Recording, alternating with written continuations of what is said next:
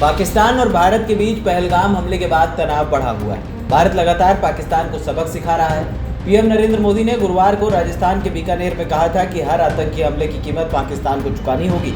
इसी के चलते अब भारत ने पाकिस्तान की जेब भरने वाले वर्ल्ड बैंक को करारा जवाब दिया है। सूत्रों की माने तो फाइनेंशियल एक्शन टास्क फोर्स यानी कि FATF में पाकिस्तान के खिलाफ आतंकी गतिविधियों के मद्देनजर वित्तीय मदद बंद करने का मुद्दा अब भारत उठाएगा। इसी के साथ भारत ने वर्ल्ड बैंक को भी दो टूक जवाब दे दिया है। केंद्र सरकार के एक शीर्ष सूत्र ने शुक्रवार को कहा कि भारत वैश्विक वित्तीय अपराध निगरानी संस्था फाइनेंशियल एक्शन टास्क फोर्स पर दबाव डालेगा कि वो कट्टर प्रतिद्वंदी पाकिस्तान को अपने ग्रे लिस्ट में डाले। दरअसल पाकिस्तान को 2022 में FATF की ग्रे लिस्ट से हटा दिया गया था। सरकारी सूत्रों की माने तो भारत दो परमाणु सशस्त्र पड़ोसियों के बीच नए सिरे से तनाव के बीच पाकिस्तान के लिए आने वाले विश्व बैंक फंडिंग का भी पुरजोर विरोध करेगा। ये घटनाक्रम पाकिस्तान की ओर से आतंकी नेटवर्क को कथित समर्थन और अंतर्राज्यीय तंत्र के जरिए इस्लामाबाद को जवाबदेह ठहराने के भारत के प्रयासों पर है।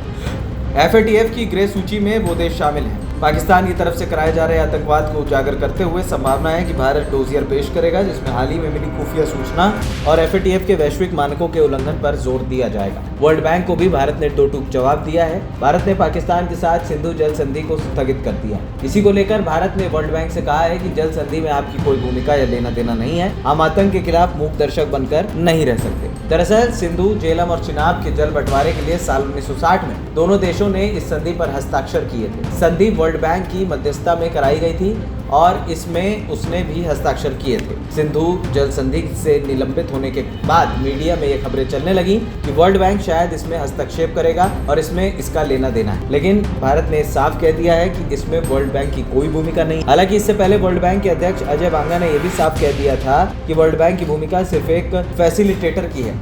हस्तक्षेप की बात बेबुनियाद है। ये फैसला भारत का है कि वो क्या करते हैं। इसी के साथ ही हाल ही में अंतर्राष्ट्रीय मुद्रा कोष यानी IMF ने पाकिस्तान को लोन दिया है। भारत ने उसको लेकर IMF से कहा कि आपकी फंडिंग से पाकिस्तान हथियार खरीद रहा है। साथ ही भारत ने कहा कि आतंक का समर्थन देना गलत है, फंडिंग का समय अनुचित है। दरअसल IMF ने शुक्रवार को पाकिस्तान के लिए $1 बिलियन अमेरिकी डॉलर के लोन को मंजूरी दे दी है। पहले ही गले तक कर्ज में डूबे पाकिस्तान को ये लोन मौजूदा एक्सीडेंट फंड फैसिलिटी के तहत दिया गया। हालांकि पाकिस्तान के IMF को लोन देने का भारत ने विरोध किया था, लेकिन भारत के विरोध के बाद भी IMF ने पाकिस्तान के लिए बेल आउट पैकेज को मंजूरी दे दी। ANP टाइम्स की रिपोर्ट।